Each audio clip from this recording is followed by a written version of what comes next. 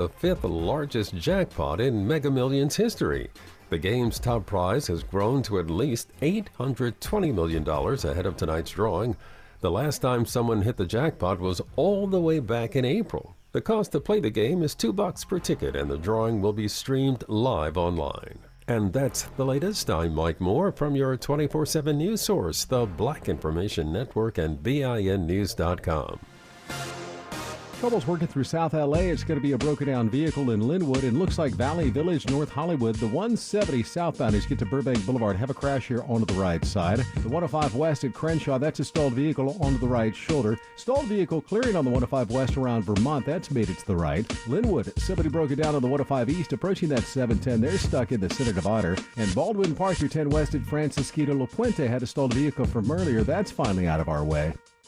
Wendy's is open until midnight or later, which means all your favorite menu items are up later too. The Baconator still tastes just as juicy and bacony at night. So listen to that craving and turn in for the night at a Wendy's drive-thru. Hours may vary at participating U.S. Wendy's. This is the KBLA Sports Minute with Ray Richardson. Former USC wide receiver Jordan Addison, a first-round pick of the Minnesota Vikings in April, is already in the doghouse with the Minnesota State Patrol. Addison was given a speeding citation over the weekend for driving 140 miles an hour in a 55-mile-an-hour zone on a Minnesota highway. Addison was pulled over at 3 a.m. He told the state trooper he was rushing to get home because his dog was having an emergency. Addison apologized on Monday but gave no medical update on his dog. Florida A&M's football team was cleared to resume all football activities. Head coach Willie Simmons shut down the HBCU program on Friday after several players were featured in a rap music video that was filmed inside the team's locker room. The administration is still investigating. No debates, no speculation, just the info you need. That's your KBLA Sports Minute. I'm Ray Richardson. More news, opinions, and conversation when we come forward on KBLA Talk 1580. 2 years ago, on Juneteenth 2021, KBLA Talk 1580 launched with a promise to give disenfranchised fellow citizens a voice in current political, economic, social, and cultural issues with an empowering, sustainable, and restorative language. Everybody's got a little light under the sun, under the sun, under the sun, under the sun. As we enter our third year, we are delighted that KBLA Talk 1580 consistently emerges as the talk station of choice for African American listeners. In a vigorous public opinion research study, the 2023 African American Media Issue Survey finds that for the second consecutive year, KBLA Talk 1580 remains the most trusted, credible, and reliable media source in Southern California for African Americans and beyond. Furthermore, 80% of those surveyed agree that outlets like KBLA Talk 1580 provide honest and authentic content about the issues most important to the Black community directly from Black journalists who understand the issues that need to be addressed. At KBLA Talk 1580, we remain committed to curating conversations that matter to you. Thank you for your continued support. We're unapologetically progressive. KBLA Talk 1580. The station that sounds like the city looks. The city looks.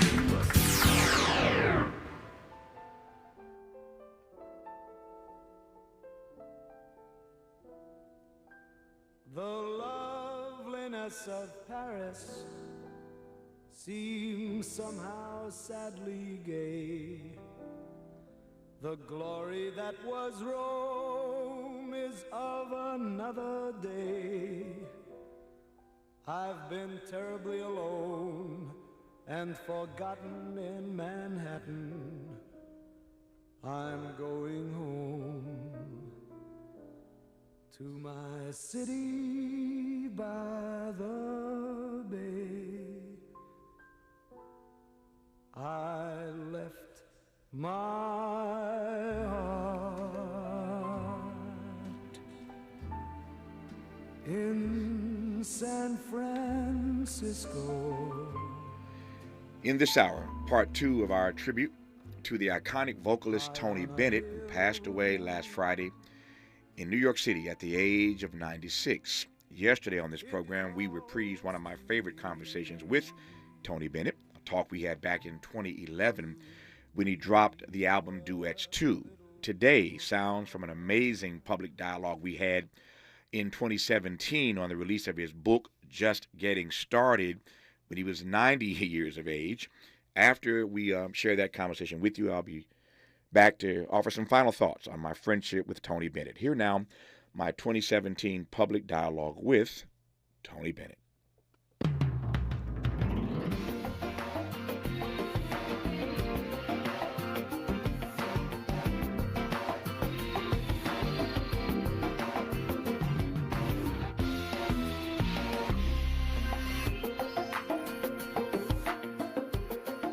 To quote the title of his latest book, Tony Bennett is just getting started. To celebrate his 90th year, he released a new text and a new album. Tony Bennett celebrates 90. Last December, NBC televised a special concert in honor of his birthday. Before our conversation, here now a clip from his NBC televised special, Tony Bennett Celebrates 90. Don't care if it's Chinatown or up on Riverside. I don't have any reasons.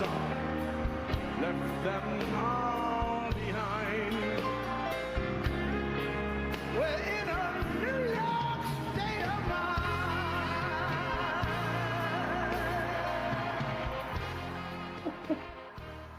I get excited.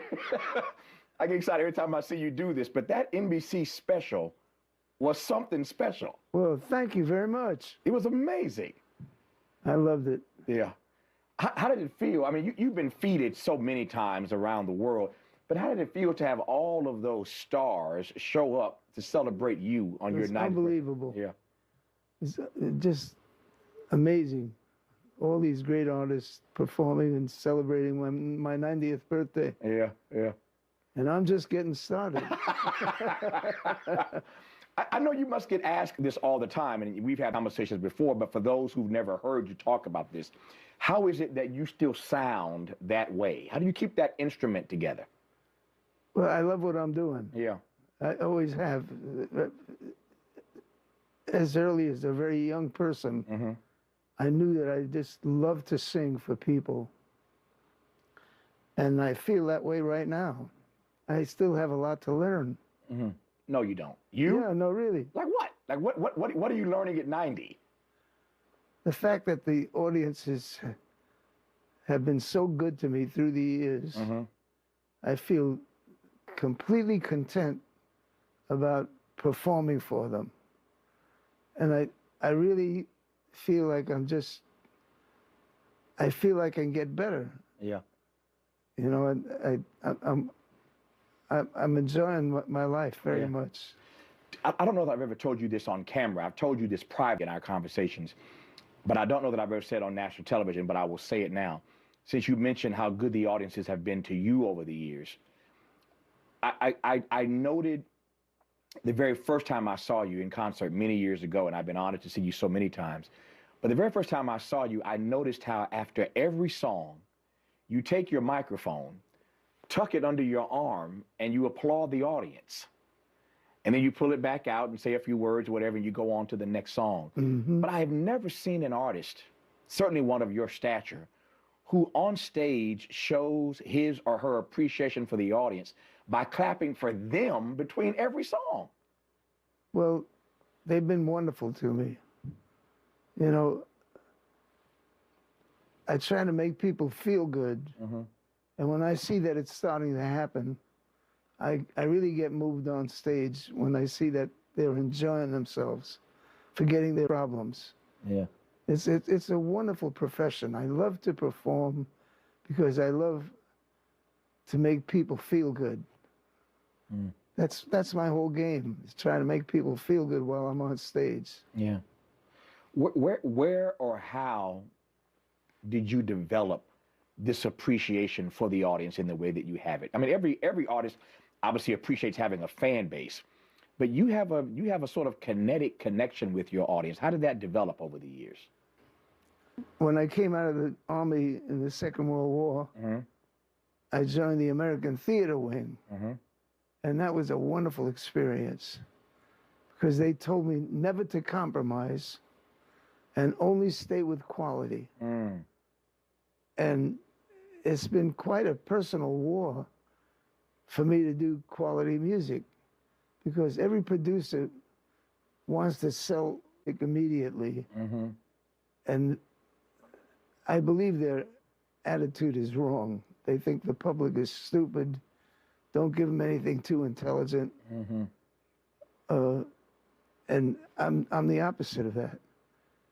I found out my mom was my biggest influence, because I remember very clearly one day she took a dress. She was making dresses to feed 3 children because my father died. And she threw the dress over her shoulders. She said, "Don't have me work on a bad dress." That sentence changed my whole career. I decided that I would never sing a cheap song just to get a hit song. I decided to stay with quality. And by doing that, I ended up falling in love with the Great American Songbook that Fred Astaire was really responsible for, because everybody wrote the best songs for him. Cole Porter, Jerome Kern, Cole Porter, the greatest composers wrote for Fred Astaire. And he was my master. To this day, 2 people that I love so much to watch and be entertained by is Fred Astaire and Charlie Chaplin. To this day. Those 2 artists. Wow. They just knew how to do it. You mentioned Cole Porter. I'm from Indiana, as is Cole Porter, and so he's the pride of Indiana. I grew up listening to Cole Porter in Indiana because he was the best. He's one of the best. He was the best. When you mentioned earlier that you promised to only do quality stuff, you never wanted to sing a cheap song, you didn't want to do something because some producer begged you to do it to get a quick hit, and so you've been true to who you are, and true to your own artistic genius and artistic muse. But I wonder if I can ask you, what for you makes a great song? I've asked this question of other artists, and certainly great songwriters like Smokey Robinson. I love to ask great songwriters what for them makes a great song. But you are an interpreter of that Great American Songbook. What for you, what for Tony Bennett makes a great song? All I can say is the best example is a composer by the name of Irving Berlin. He just knew how to do it. It was amazing. Every time he wrote a song, it was simple and yet very profound at the same time, and very lasting. You never get tired of hearing a great Irving Berlin song. Simple, profound, and lasting. Those are part of the ingredients of a great song for you. Right. You've had a lot of collaborations. You've been hanging out with Lady Gaga. She's wonderful. Amy Winehouse did some stuff with you. I mean, you have collaborated with a number of people through the generations. What is it about collaborations? Because you've done so many. What is it about collaborations that you enjoy? Well, it's the individual talents. Certain people they just know how to do it. Lady Gaga, she doesn't even realize to this day how great she really is. I think she's going to be around a long time. I think she's going to do very well in films. She's a wonderful person and very honest and very educated. She plays wonderful piano. She records. And more than anything else, the public adores her. They love her. And I think hopefully that she'll be around for a very long time. And stay very popular. You mentioned Lady Gaga perhaps doing more films into the future, which raises a question for me. There have been so many great artists who decided to do a litany of things. They may have started out doing one particular thing. They started out acting, and then they started singing, or they started out singing, and then they started acting, or they started here, and they did this and that and the other. Obviously, you're a great painter. When did you start painting? Well, when I was about 7 or 8 years old. That young? My father died. Yeah. And my relatives were so supportive to help my mom out to raise 3 children. And we were very, very poor. And my relatives would come over to make her feel good. And I was always so grateful that they were so nice to her. And they were the ones that told me, they said, we love the way that you paint, and we love the way you sing. And I said, that's who I am. It was a wonderful thing that came from my own family, my relatives. They were so good to my mom. And they encouraged you to do more painting. They just said, we love the way you paint and the way you sing. And I just said, that's who I am. Yeah.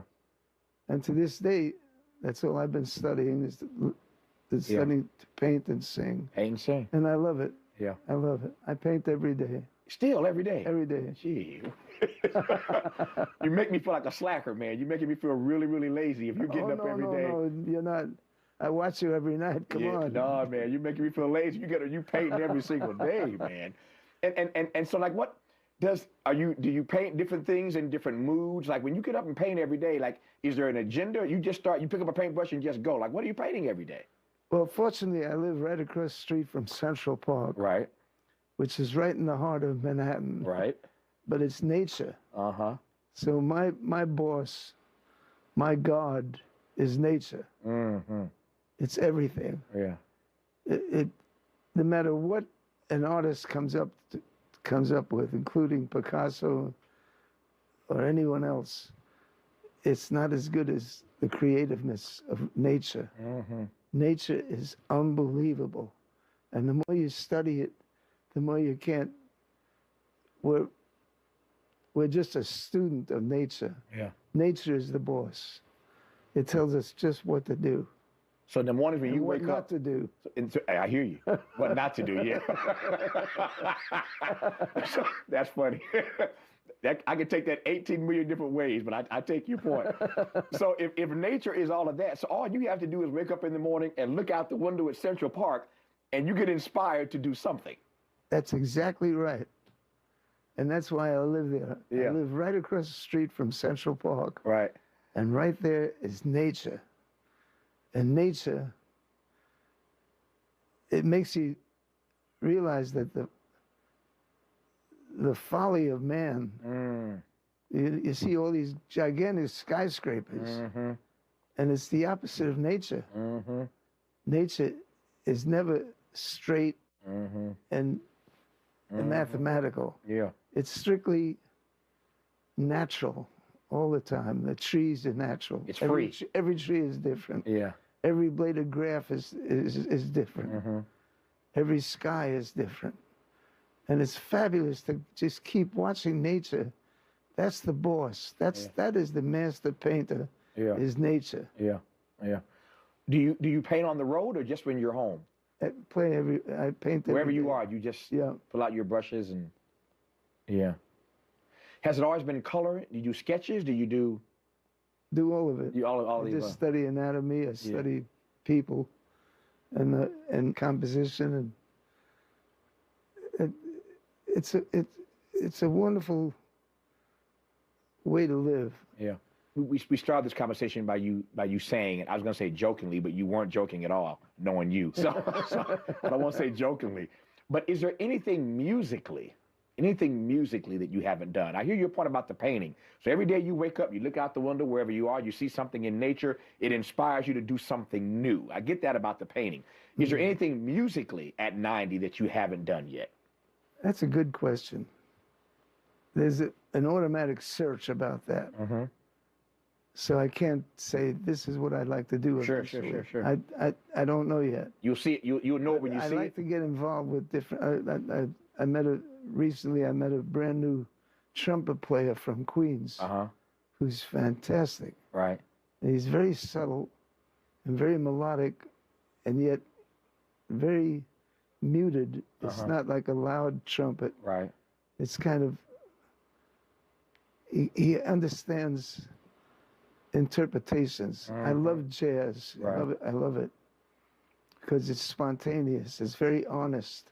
It's the most honest form of performing, because you just think for the second, the very moment of how you feel at that particular moment. And it's a great experience to not only do it yourself, but listening to other artists that do that. Yeah.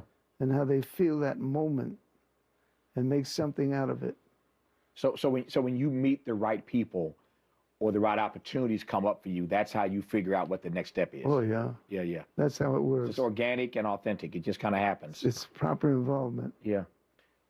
What do you hope that your audiences have taken away from seeing you all these years? You talked earlier about the joy they give you. What do you hope they take away from your performances?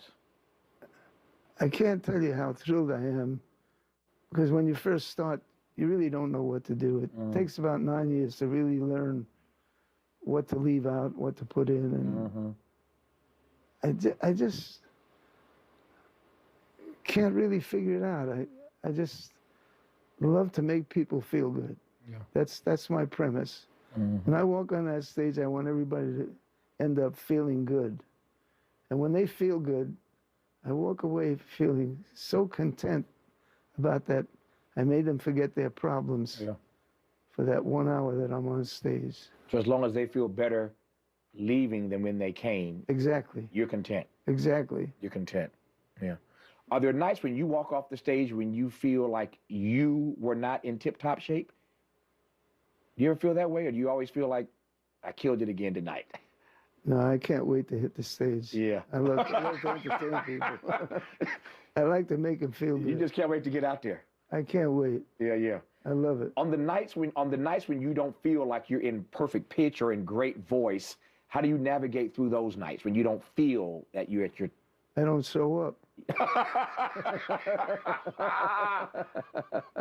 I love that. I love that. So if you're not at a 10, you don't go on stage. It's like, I love that. That is funny. I'll remember that line for as long as I live. If I'm not at the top of my game, I just don't show up.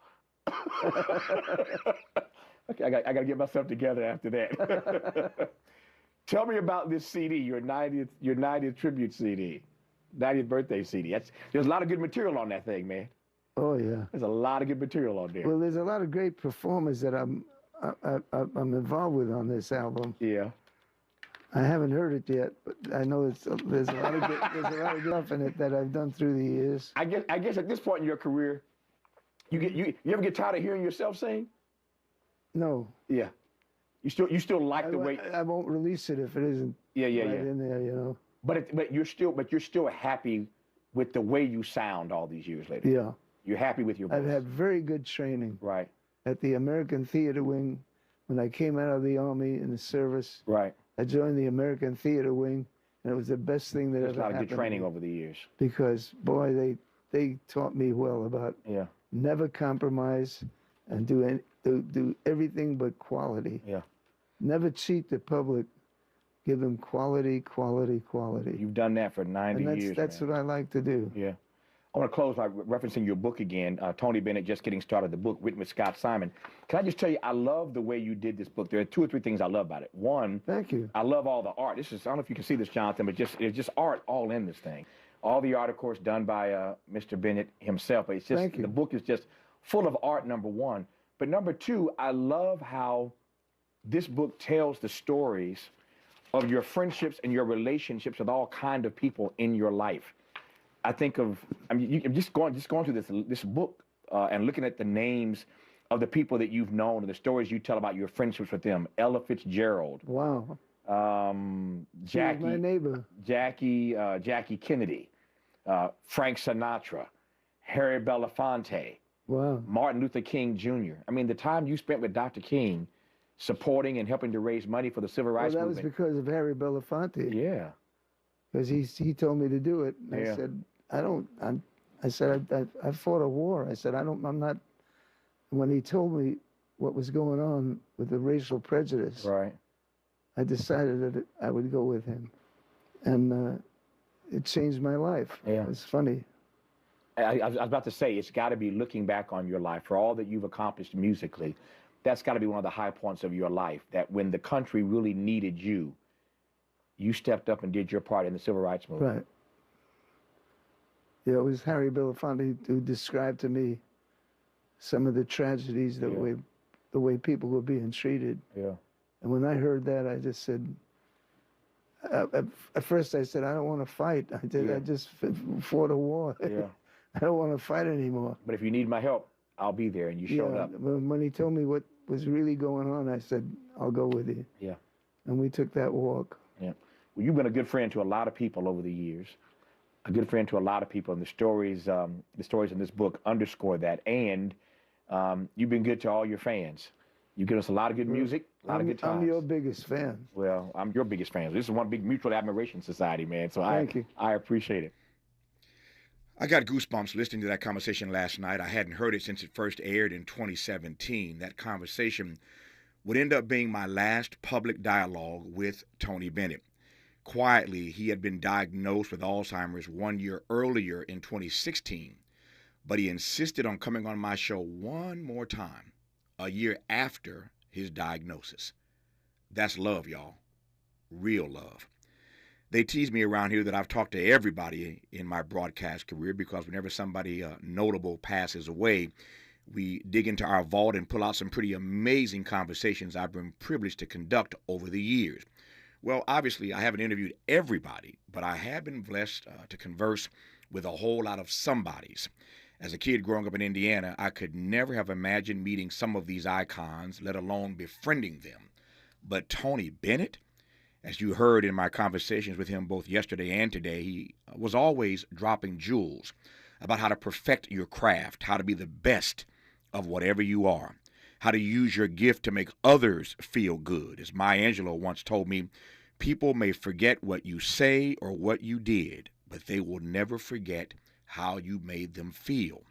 Every time I talked to Tony Bennett, every time I watched him perform, I learned something new. Tony Bennett helped to make me a better person, a better broadcaster. As you just heard, he was there for Harry Belafonte and Dr. King, and he was there for me, a black broadcaster 40 years his junior. But that did not stop him from choosing me as an interlocutor whenever he wanted or needed to talk. That means something in this business when stars choose you, especially when publicists and handlers would rather you sit with someone else. When he called me at home one evening and asked me to bring him on stage for his final performance with the LA Phil at the famed Hollywood Bowl, I was floored. What an honor. There I was, standing between the maestro Gustavo Dudamel and Tony Bennett. As I get older, I sometimes think about all the places I've been, all the things I've seen, all the people who I have been blessed to meet. Because I love older people so much, I'm losing a lot of my friends these days, but I am eternally grateful for the time they chose to share with me. And I can say with certainty, without any equivocation or hesitation whatsoever, that I have never met a kinder, gentler soul than Tony Bennett. I have never met a man with greater humility, even as he possessed such a prodigious talent. Tony Bennett will be sorely missed by those who loved him, but his music will live forever. The unknown.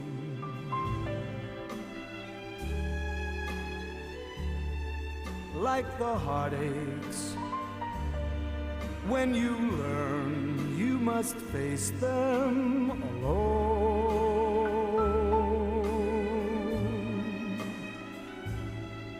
Please remember, I still want you, and in case you wonder why, well, just wake up, kiss the good life goodbye.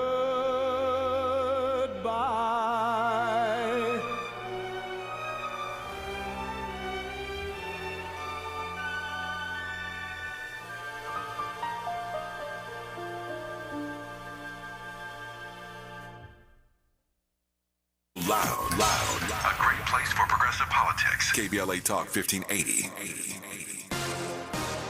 Welcome on in to a Tuesday morning, July 25th. I'm Mike Moore. Now here's the latest from the Black Information Network. The body of the personal chef to former President Barack Obama has been recovered from a pond near the family's home on Martha's Vineyard. Tafari Campbell apparently fell into the Edgerton Great Pond Sunday night while paddleboarding. Campbell's body was found Monday close to the shore by search crews. Lottery players are hoping that luck is going to be on their side as they attempt to win the fifth largest jackpot in Mega Millions history. The game's top prize has grown to at least $820 million ahead of tonight's drawing. The last time someone hit the jackpot was all the way back in April. The cost to play the game is $2 per ticket, and the drawing will be streamed live online. And that's the latest. I'm Mike Moore from your 24/7 news source, the Black Information Network and BINnews.com. Trouble's working through South LA. It's going to be a broken down vehicle in Linwood. It looks like Valley Village, North Hollywood. The 170 southbound is get to Burbank Boulevard. Have a crash here onto the right side. The 105 west at Crenshaw, that's a stalled vehicle onto the right shoulder. Stalled vehicle clearing on the 105 west around Vermont. That's made it to the right. Linwood, somebody broke it down on the 105 east, approaching that 710. They're stuck in the center divider. And Baldwin Park, your 10 west at Francisquito La Puente, had a stalled vehicle from earlier. That's finally out of our way. Wendy's is open until midnight or later, which means all your favorite menu items are up later too. The Baconator still tastes just as juicy and bacony at night. So listen to that craving and turn in for the night at a Wendy's drive-thru. Hours may vary at participating U.S. Wendy's. This is the KBLA Sports Minute with Ray Richardson. Former USC wide receiver Jordan Addison, a first-round pick of the Minnesota Vikings in April, is already in the doghouse with the Minnesota State Patrol. Addison was given a speeding citation over the weekend for driving 140 miles an hour in a 55-mile-an-hour zone on a Minnesota highway. Addison was pulled over at 3 a.m. He told the state trooper he was rushing to get home because his dog was having an emergency. Addison apologized on Monday but gave no medical update on his dog. Florida A&M's football team was cleared to resume all football activities. Head coach Willie Simmons shut down the HBCU program on Friday after several players were featured in a rap music video that was filmed inside the team's locker room. The administration is still investigating. No debates, no speculation, just the info you need. That's your KBLA Sports Minute. I'm Ray Richardson. More news, opinions, and conversation when we come forward on KBLA Talk 1580. You're listening to K-Drip, where we play all the best classic water-wasting hits like Sprinklers in the Rain and Leaky Faucets. They're tunes from another time because now that we face a hotter, drier future, every drop counts. Despite an extremely wet winter, keep using less water, fixing leaks, and reusing indoor water for your garden. Visit SaveOurWater.com for more ways to conserve. Up next, brushing your teeth with the water on. K-Drip. In our community, mental health struggles can sometimes go unnoticed. The suicide rate among Black youth has risen faster than any other ethnic group. Only 1 in 3 African Americans who need mental health care receives it. African American women are only half as likely as their Caucasian counterparts to seek professional mental health services. Even those who guide us spiritually can sometimes face their own challenges. 45% of pastors say they've experienced depression or burnout to the extent they need to take a leave of absence from ministry. As people of faith, it's time to acknowledge it's okay not to be okay. You can pray and get help. Visit normalizehelp.org for more information and resources. Join us in raising mental health awareness in our community. Funded by the Los Angeles County Department of Mental Health and the Champion Counseling Center of Faithful Central Bible Church. Contracts, and grants. This is Rambo, and I'm back August 5th. Contracts, and grants. I'll be at the Westin Hotel, LAX, Saturday, August 5th. Me and my guests are fast-paced in the contracts and grants. They only speak 6 minutes each. I have LA County, I have the city, I even have Everett, the CEO of Lindustry, coming to talk to you guys. And for the first time ever, I have Metro's Director of Certification coming. We average over 700 attendees, so you know the rules. Parking's about $15 with the event validation, event, coffee, snacks, all free, paid for by Rambo and Lindustry. And yes, you can bring guests. So save your see, DeonRambo.com. Listen, contract ready's only 2 hours from 10 a.m. to 12. But if you get there around 9:30, I'll probably be doing some Q&As and things like that before the events I never get a chance to do. I honestly keep saying, I don't know what's more important for LA businesses right now than local contracts. So I'm back, Westin Hotel, LAX, Saturday, August 5th. August 5th. It takes 2 minutes to register. DeonRambo.com. Go register now. DeonRambo.com. At KBLA Talk 1580, we do more than just talk. You got a big mouth. Hello, Joe, you're up. Welcome. We're unapologetically progressive, and we don't black down. I'm Tavis Smiley, and I'm delighted to have you tuned in this hour. Hope you enjoyed that tribute to the now late, great Tony Bennett. And as I said, his music will live on forever. He'll be sorely missed by all of those who knew him and loved him, and I count myself honored to have been in that crowd. Let me pivot now, not at all gently, to a topic that we need to spend a few minutes on addressing because the truth matters. And if no one speaks the truth, then the suffering of everyday people gets rendered invisible. So let's speak some truth here between now and the top of this hour. Here's the question.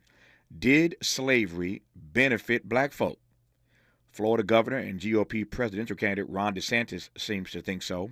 He has doubled down on this nonsense, making headlines for defending his state's new approved African-American studies curriculum that teaches about the personal benefit of slavery, as if slavery was some kind of vocational training program for us. As I say at the top of the show today, saying that slavery was good for us because we got jobs out of it is like saying that the Holocaust was good because we got Anne Frank's diary.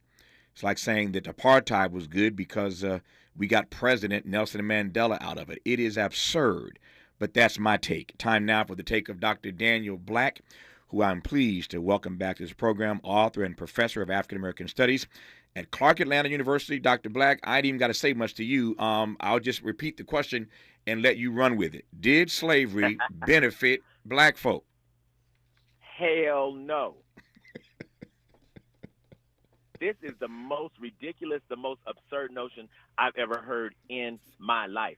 But I'm going to tell you what is true that's hidden in this statement. Something is hidden in this statement, Tavis. You know what that is? What is it? Slavery benefited white folks.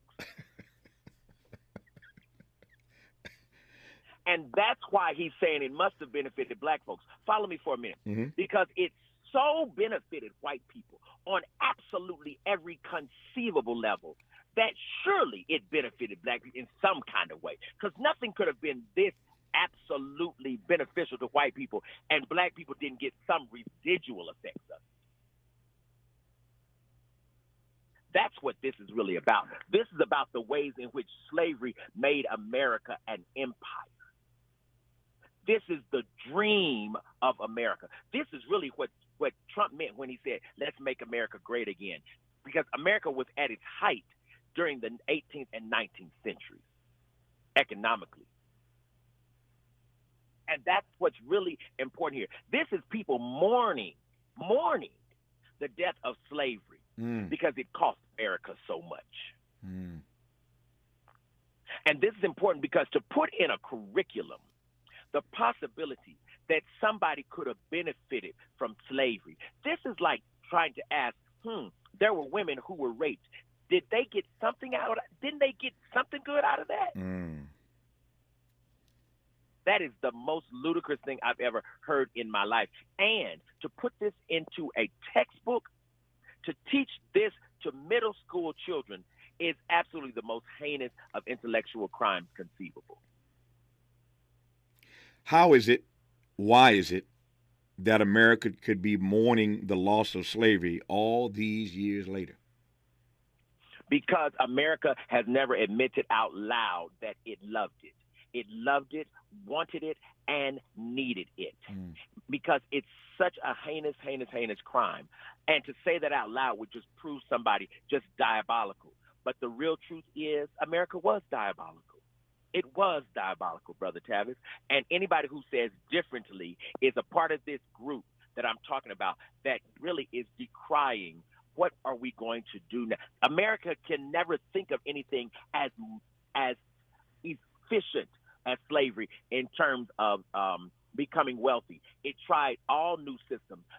There are all kinds of books on this. You know, The New Jim Crow, Slavery by Another Name. There are all these books that talk about the ways in which, after slavery, America tried to devise new means of exploitation and oppression, trying to get the same economic results. But none of them was as extraordinary as slavery.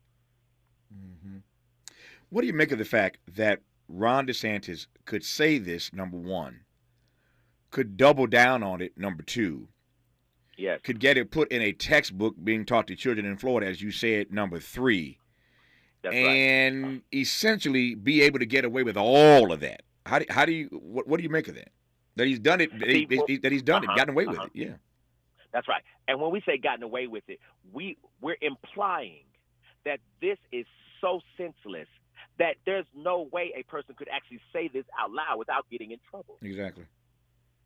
But not only is there a way, Donald Trump opened the way, and DeSantis is simply broadening it. And what this really is, we're in the age now where what people think about race, what people think specifically about black people in America, white folks are tired of tiptoeing about it. They're tired of tiptoeing about it. They're tired of saying it under their breath. They're tired of being ashamed about it. And the bottom line is, hey, black folks, if y'all don't like it, leave, get out. Get out. White folks are reclaiming America for itself as if they created it, as if they literally made this very soil. And they're unashamed about that because they're hiding that under the guise of patriotism. What does this moment and what DeSantis is doing in this moment, what does it say about the fragility, or dare I say the futility, of this experiment in democracy? It says two things to me, Tavis. One of those things it says is black. It's a hard pill to swallow, but it's very true, and we had better hurry up and do it. And that is, hey, black people, we're not going to teach your history in our schools. We're not going to do it. Now, here's the thing, Tavis. They never did it, right? So this is not new. The problem here is we thought one day they would. This shows we're not going to teach your history in our schools. So where I am, Tavis, is to say, hey, black people, can we stop asking, praying, and begging for that? So then what's the alternative?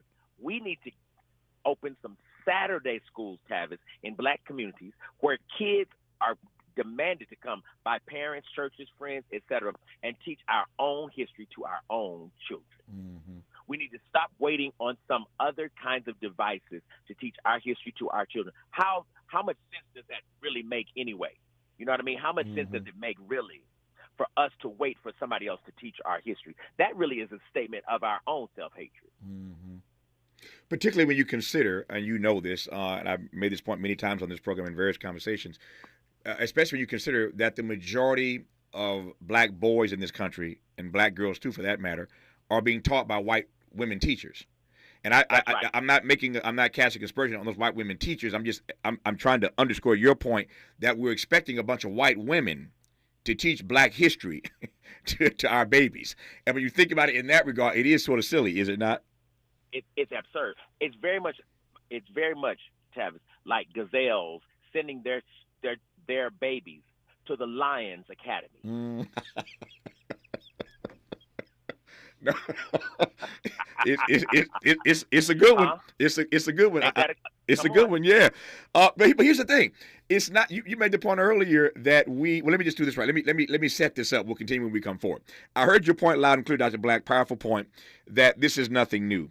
That they've never taught our history, and many of us for years on end hoped and thought the day would come when they would teach our history. Okay, that's one thing, to hope and pray that one day they will teach your history. It is another thing that when they finally get around to it, it's revisionist history. That's a whole different issue.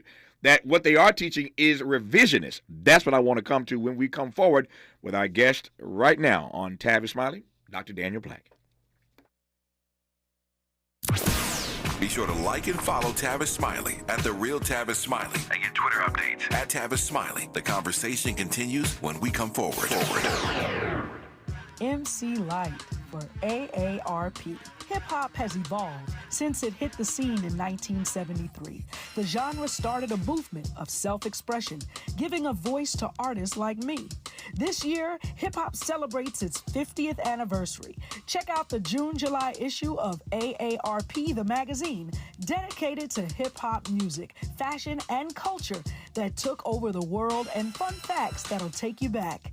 Visit aarp.org/Black Community to learn more. Community is more than where you live. It's the people in it who go above and beyond to help it thrive. During the 50th anniversary of hip-hop and the 75th anniversary of Black radio, AARP recognizes the members, volunteers, people, and partners giving back to our communities. We believe when our efforts drive change for the greater good, we all thrive together. To learn more about how AARP supports efforts to keep our communities thriving, visit aarp.org/Black Community. At Charmin, we heard you shouldn't talk about going to the bathroom in public, so we decided to sing about it. Roll Charmin ultra strong when you drop in the beat. It cleans with way less effort on your seat. Yeah, roll it, drop it. Yeah, roll it, drop it. Charmin flows extra strong from the road. Your butt hella clean while you're sitting on the bowl. Yeah, it's all you need for that bathroom groove. Get you in and out without nothing to prove. Charmin Ultra Strong cleans better so you can use less. Enjoy the go with Charmin. One make The California Crusader newspaper would like to thank all of our subscribers for their support throughout the years, proudly serving the South Los Angeles and South Bay areas for more than 40 years. The California Crusader is a multicultural, Black-owned, adjudicated newspaper that focuses on providing newsworthy information to the people in our community. We're constantly looking for ways to assist businesses in our community to connect with our subscribers. We provide low-cost, effective ways to promote your business with our reasonable and affordable advertising rates. You can participate by suggesting, sharing, and submitting your stories on the California Crusader newspaper Community Share Facebook group page, or visit our website at cal-cruise-news.com. That's calcruisenews.com. Then click on the Submit Now button located on the top right corner of the homepage, or text CCN to 42828. Again, text CCN to 42828. The California Crusader newspaper, working together to build a better community for our future. Subscribe today. What's up, LA? The Reparationist community got something real special going down in historic Leimert Park. August 12th, 2023, this event is sponsored by Reparations United and Black Pact, fighting for justice and empowering our community. Together, we can make moves. We have an insane lineup for y'all. The sultry Rotimi, the king of LA, The Game, smooth Eric Benet, and none other than the powerful sounds of blackness. Also, we have some special guests in the house. Congresswoman Sheila Jackson Lee, State Senator Stephen Bradford, LA's beloved Councilwoman Heather Hutt, and many more. They're bringing their passion and leadership to the stage. Mark your calendars, August 12th, 2023, Leimert Park. Let's come together, support each other, and make a difference. Peace, love, and reparations benefit concert and unity rally. Be there or be left out. Produced by Tara Perry of Black Pact and Cam Howard of Reparations United.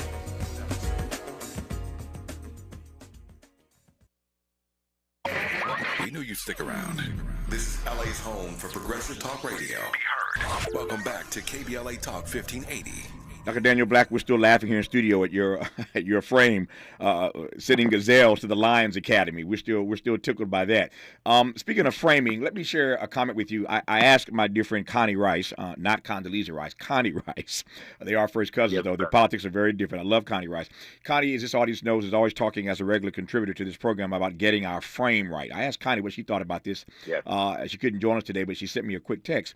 And she says, Tavis, it echoes your comment. Here's what Connie says. Tavis, the nuance of this controversy is that the Florida Standard was written with black scholar participation and says slaves received some personal benefit from the trades they were taught.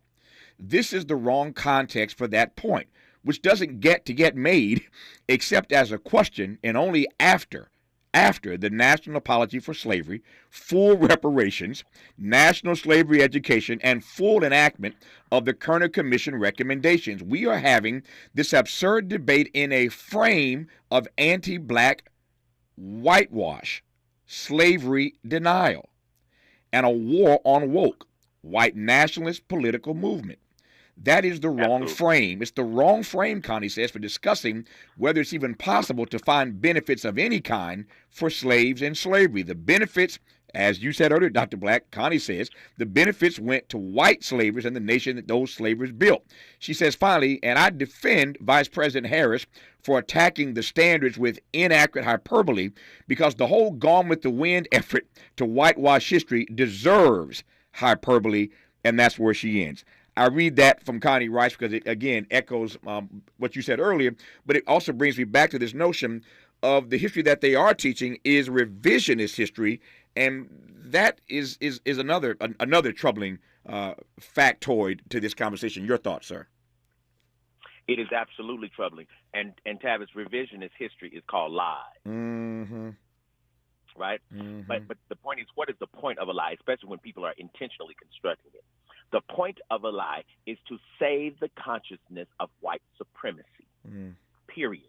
It's to save the consciousness of white supremacy, because the point of revisionist history is to make sure that white children don't feel badly for what their ancestors did. Now, the problem with that also is, while we're protecting them so that they don't feel badly, they're reaping the benefits also of what their ancestors did. So, see, revisionist history, all it does is it refashions oppression into ways that people think they can live with. It refashions bigotry, it refashions racism into models and modes and frameworks. I love the sister's word, into frames that will fit a modernist moment.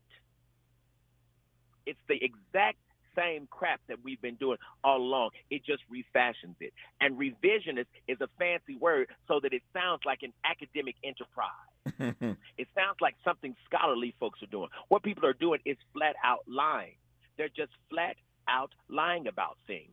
Like, yes, the 1954 Brown versus Board of Education made public school education compulsory all over the nation. True. But what Florida also has got to teach is that Florida as a state initially rejected it. See, without teaching that, what you think then is, places like Florida must have been havens for black people to run to. You see what I'm saying? In other words, if a person is not if a person's not careful, Brother Tavis, when we get through with this revisionist history, heaven will be hell. That part, as we say, that part. Our remaining moments, Dr. Daniel Black, when we come forward on Tavis Smiley. The station you turn to when you've had it up to here with cultural incompetence. KBLA Talk 1580.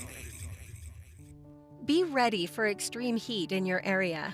On days when extreme heat is expected, take action to keep your home as cool as possible. Set your air conditioner to 78 degrees. If AC isn't available, close blinds and curtains on all windows and run fans counterclockwise. Or find your nearest cooling center. Transportation help may be available. Learn more at heatreadyca.com. Brought to you by the state of California. Some people won't give you the real talk on drugs, but it's time we know the facts. Fentanyl is killing people. It's a powerful opioid, often made illegally and commonly mixed with illicit drugs. It can even be pressed into counterfeit pills that resemble prescription medications. Just 2 milligrams, about the size of a few grains of sand, can potentially be lethal. This isn't an ad to scare you, but it is an ad to make you think twice. Get the facts. Go to realdealonfentanyl.com. This message is brought to you by the Ad Council. Discover credit cards automatically double all the cash back you earn at the end of your first year, which means... Wait, hold up. Question for the audio engineer. Go ahead. Did I read that right? Discover automatically doubles all your cash back? Yeah, that's what the script says. So if I get a Discover card right now, I can earn twice the cash back. Apparently. Wait! Unlimited first-year cash back match, only from Discover. See terms and learn more at discover.com/match. Mom's early Alzheimer's diagnosis was hard to take. And when I left the oven on, we decided together that it was time to see a doctor and make a plan. Early detection gave us more time to seek out information and support as a family. If you or your family are noticing changes, it could be Alzheimer's. Talk about seeing a doctor together. For more information, visit alz.org/time to talk. A message from the Alzheimer's Association and the Ad Council. At Charmin, we heard you shouldn't talk about going to the bathroom in public, so we decided to sing about it. Roll Charmin ultra strong when you drop in the beat. It cleans with way less effort on your seat. Yeah, roll it, drop it. Yeah, roll it, drop it. Charmin flows extra strong from the road. Your butt hella clean while you're sitting on the bowl. Yeah, it's all you need for that bathroom groove. Get you in and out without nothing to prove. Charmin Ultra Strong cleans better so you can use less. Enjoy the go with Charmin.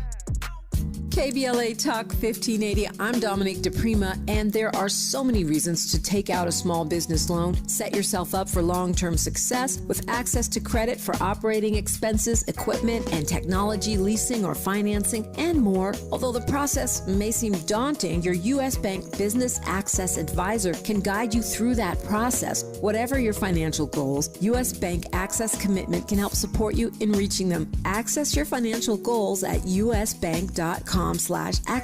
Member FDIC, Equal Housing Lender. Let's unpack a little bit more with Tavis Smiley. The conversation continues right now.